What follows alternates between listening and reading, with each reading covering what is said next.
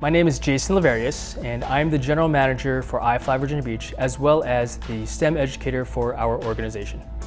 STEM is an acronym for the approach used to teach the concepts of science, technology, engineering, and math.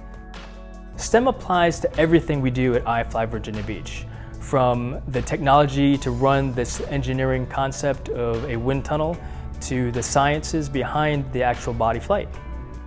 We have a total of 4 basic programs which are custom tailored to each group. I talk a little bit about the concepts that they'll see and experience in the wind tunnel.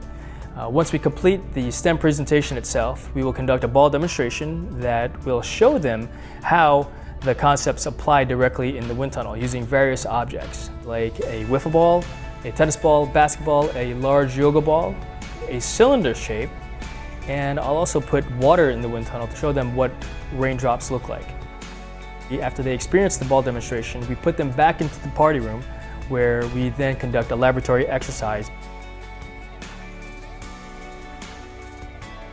I really hope that after the presentation and the laboratory that I've sparked some type of an interest in the sciences, because it's around us every day.